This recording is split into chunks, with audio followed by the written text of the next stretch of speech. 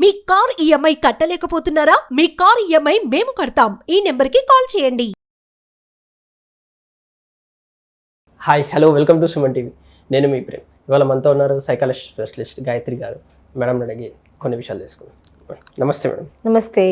నార్మల్గా ladies after marriage వాళ్ళు కోల్పోయాము అనేసి చాలా మంది అనుకుంటూ ఉంటారు. ఈవెన్ అదొక డిప్రెషన్లో లాగా వెళ్ళిపోతూ ఉంటారు. అసలు యాజ్ ఎ సైకాలజిస్ట్గా మీరు ఏం సలహా ఇస్తారు మేడం? అసలు ఎలా తీసుకోమంటారు ఆ వెయిట్? ఇదైతే వాస్తవం అండి. బికాస్ నా ఎక్స్పీరియన్స్ బట్టి, నేను క్లయింట్స్తో మాట్లాడిన దాన్ని బట్టి, ఏజ్తో నన్నా సంబంధం లేకుండా, లేకపోతే వాళ్ళ అకాడమిక్ క్వాలిఫికేషన్స్ కానీ, హోమ్ మేకర్ అన్నా, ఉద్యోగస్తురాలన్నా, ఏదన్నా సరే ఆ లాస్ట్ ఫీలింగ్ అన్నది వాళ్ళకి ఒక 35 to 40 మధ్యలో కనిపిస్తూ ఉంటుంది. అక్కడి నుంచి స్టార్ట్ అవుతుంది. బికాజ్ ఇదేంటి అంటే ఒక 25 yearsకి యావరేజ్గా మనకి పెళ్ళి అవుతుంది కదా, రఫ్గా అరౌండ్ 25-26. సో మ్యారేజ్ అయిన దగ్గర నుంచి వాళ్ళు ఒక హోమ్ని వదిలేసి ఇంకో హోమ్కి వస్తారు కదా. సో వాళ్ళ మీద ఒక రకమైన ప్రెషర్ ఉంటుందండి. అంటే ఎక్కువ శాతం మెన్ లైఫ్ అంత చేంజ్ అవ్వదు, because they are in the same home కాబట్టి.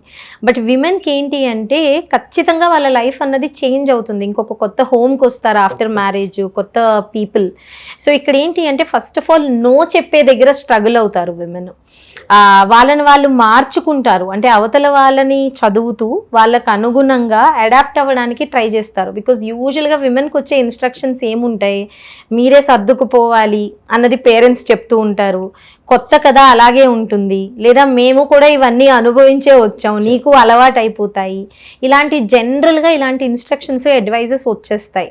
సో వాళ్ళని వినే వాళ్ళు ఎవరు ఉండరు. అందరూ అడాప్ట్ అయ్యి అడ్జస్ట్ అవ్వండి అని చెప్పే వాళ్ళే కానీ అసలు నీకేం జరుగుతుంది అని ఆలోచించి వాళ్ళని అర్థం చేసుకునే వాళ్ళు తక్కువ ఉంటారు. సో వాళ్ళు ఖచ్చితంగా నో చెప్పలేరండి. సో కోల్పోకూడదు అనుకుంటే మ్యారేజ్ అవుతున్నప్పుడే ఫస్ట్ చేయాల్సింది ఏంటి అంటే వాళ్ళకు అనుగుణంగా నేను ఫస్ట్ మారిపోకూడదు కదా, అది అసలు మైండ్లోనే ఉండకూడదు. ఎందుకంటే ఎప్పుడైతే మారిపోవడం స్టార్ట్ చేస్తామో మనం కోల్పోవడం వైపు ప్రయాణం స్టార్ట్ చేసామనే అర్థం. సో ఎక్కడన్నా సరే మన మైండ్లో ఏం జరుగుతుంది అన్నది ఫస్ట్ చెప్పగలగాలండి. అండ్ విమెన్కి అది నేర్పించాలి చాలా చిన్నప్పటి నుంచే. నీకేం జరుగుతుంది అన్నది ఫస్ట్ చెప్పు, అవతల వాళ్ళు దాన్ని ఎలా రిసీవ్ చేసుకుంటారు అన్నది తర్వాత స్టెప్. వాళ్ళు రిసీవ్ చేసుకుంటారా లేదా అని ఆలోచించడం స్టార్ట్ చేస్తే అసలు మనం చెప్పం. సో నీ మనసులో ఏం జరుగుతుంది ఫస్ట్ క్లియర్గా చెప్పు అన్నది మనం గర్ల్స్కి చిన్నప్పటి నుంచి అది చెప్పాలి. విమెన్కి కూడా పెళ్ళికి ముందు అది చెప్పి పంపించాలి. సర్దుకుపో అని చెప్పే బదులు నీ మనసులో ఏం జరుగుతుందో ఫస్ట్ క్లియర్గా చెప్పు, తర్వాత హెల్ప్ ఖచ్చితంగా వస్తుంది అన్నది ఫస్ట్ భరోసా ఇచ్చి మనసులో మాట చెప్పు అన్నది ఫస్ట్ ఇన్స్ట్రక్షన్ ఇవ్వాలి. రెండోది నో క్లియర్గా చెప్పడం నేర్పించాలండి. ఇక్కడ విమెన్ చాలా శాతం నో చెప్తారు, బట్ అవతల వాళ్ళు రియాక్షన్స్ కూడా చదువుతారు. సో వెంటనే ఎస్ కూడా చేసేస్తుంటారు దాన్ని. లేదా ఒక్కొక్కసారి నాకు తెలీదు అంటారు. నో అన్నది క్లియర్గా ఆన్సర్ రాదు, అలాగని ఎస్ అన్న ఆన్సర్ రాదు, నాకు తెలీదు అన్న ఆన్సర్ వస్తుంది. నాకు తెలీదు అన్నది కూడా అవతల వాళ్ళు ఎస్ కింద తీసేసుకుంటారు, తను ఓకే చెప్పేసినట్టే అనుకుంటారు, కానీ కాదు. సో ఇక్కడ అవతల వాళ్ళకి అంటే విమెన్ని కొత్తగా గృహంలో హౌస్లోకి యాక్సెప్ట్ చేస్తున్న ఫ్యామిలీ మెంబర్స్కి ఇచ్చే సొల్యూషన్ ఏంటి అంటే నోని నోలా తీసుకోండి. వాళ్ళు ఒకవేళ మేబీ అన్నారు అనుకోండి, మేబీని కూడా దయచేసి నోలాగే తీసుకోండి. ఐ డోంట్ నో అని చెప్తున్నారు విమెన్, అంటే వాళ్ళకి ఇంకా క్లియర్గా తెలియట్లేదు, వాళ్ళకి ఇంకొంచెం టైం కావాలి. సో ఐ డోంట్ నో కూడా నోలాగే తీసుకోండి. ఇది కుటుంబ సభ్యులకి ఇచ్చే టిప్ అనమాట. No is a no, I don't know is a no, and then maybe is also a no. ఈ maybe and I don't know అప్పుడు మీరు యాజ్ ఎ కుటుంబ సభ్యులుగా, భర్తగా అన్నా, అత్తగారుగా అన్నా, మామగారుగా అన్నా, ఆడపడుచుగా అన్నా, ఇంకా నో క్లియర్గా రావట్లేదు కదా, ఇంకొంచెం టైం తీసుకోండి, తొందర ఏం లేదు, ఒక వారం రోజుల్లో అన్నా చెప్పచ్చు, టైం తీసుకోండి అని ఎప్పుడైతే మనం ఆ టైం ఇస్తామో వాళ్ళు ఇంకొంచెం క్లియర్గా చెప్పగలుగుతారండి. ఆ భయం అన్నది పోతుంది. అలాగే మూడో టిప్, విమెన్ ఎప్పుడైతే కొత్తగా ఇంట్లోకి వస్తున్నారో మ్యారేజ్ తర్వాత వాళ్ళు కోల్పోకూడదు అంటే ఇంకొక గృహిణి ఖచ్చితంగా ఇంట్లో ఉంటారు. అది అత్తగారన్నా లేకపోతే ఇంకొక ఆడబిడ్డ కూడా ఇంట్లో ఉంటారు చాలా ఇళ్లల్లో. ఫస్ట్ వీళ్ళే ఇనిషియేటివ్ తీసుకొని ఆ ఆడ మనసు అర్థం చేసుకోవడానికి ప్రయత్నించాలి. బికాజ్ ఎప్పుడైతే అది జరుగుతుందో మగవాళ్ళని కూడా మనం యాక్చువల్లీ ఇద్దరు ఆడవాళ్ళ మధ్యన శాండ్విచ్ చేయట్లేదు, ఒక ఆహ్లాదకరమైన వాతావరణం కూడా ఏర్పడుతుంది. సో ఫస్ట్ ఆ అమ్మాయిని ఇంక్లూడెడ్ ఫీల్ అవుతారు. ఫస్ట్ 2-3 years ఆఫ్ మ్యారేజ్ చాలా క్రూషియల్ అండి. మనం ఆ టైంలోనే వాళ్ళని ఇంక్లూడెడ్ ఫీల్ అవ్వేలాగా చేయాలి. ఇంక్లూడెడ్ అంటే మా హోమ్ ఏదైతే ఉందో నీకు వెల్కమ్ చెప్తున్నాము, మేము కూడా రెడీగా ఉన్నాము నేను యాక్సెప్ట్ చేయడానికి, నీకెంత కష్టమో, నువ్వు కొత్తగా ఇంటికి అడాప్ట్ అవ్వడానికి ఎంత కష్టమో మాకు అర్థమవుతుంది, మేము అడాప్ట్ చేసుకోవడానికి మేము రెడీగా ఉన్నాము. And you are like a fresh member, it's like a rebirth కదా. సో నీకు ఇంకొక 40 సంవత్సరాలు ఉంది మా ఇంటికి అడాప్ట్ అవ్వడానికి, ఇయర్లోనే అడాప్ట్ అయిపోవసరం లేదు. సో నువ్వు ఛాన్స్ తీసుకొని ఎప్పుడైతే ఆ భరోసా ఇస్తామో, women need that emotional support అండి. సో అది వాళ్ళకి చాలా కాన్ఫిడెన్స్ పెంచుతుంది.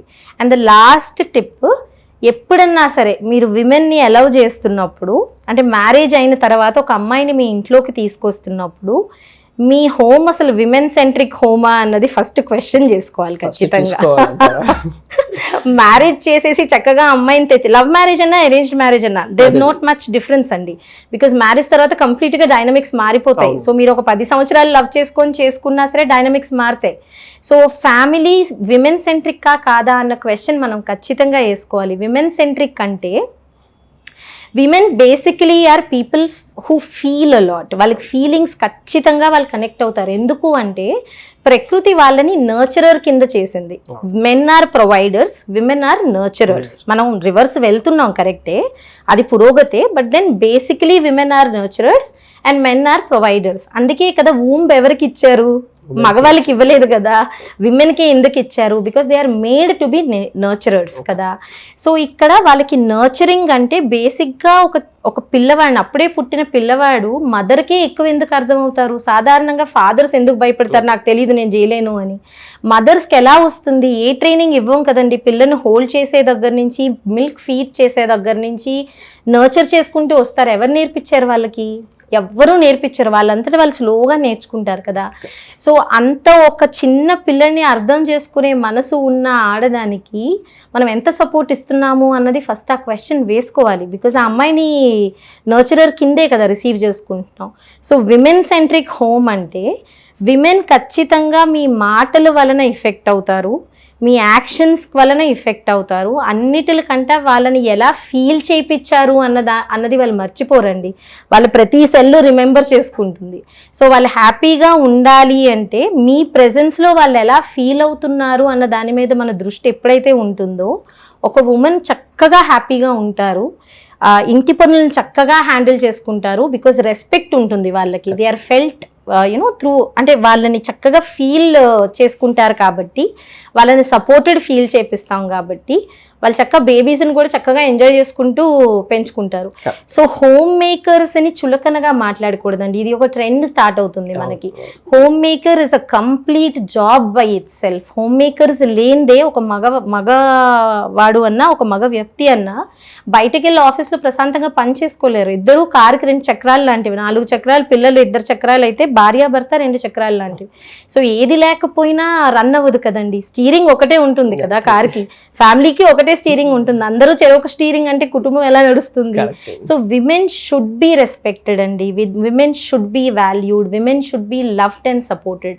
అప్పుడు న్యాచురల్గా వాళ్ళు హోమ్ మేకింగ్ని ఎంజాయ్ చేస్తారు, పిల్లలు మంచిగా వస్తారు ఆ ఇంట్లోంచి, అందరూ హ్యాపీగా ఉంటారు. సో విమెన్ ఎప్పుడైతే లాస్ట్ ఫీల్ అవ్వకూడదు, మా ఇంట్లో విమెన్ ఎప్పుడు చూసినా హ్యాపీగా నవ్వుతూ తుల్లుతూ ఉండాలి, హ్యాపీనెస్ రీటైన్ చేయాలి అంటే మాత్రం నా హోమ్ విమెన్ సెంట్రిక్ హోమా కాదా అన్నది క్వశ్చన్ చేసుకోవాలి. తప్పకుండా. Thank you madam. Thank you.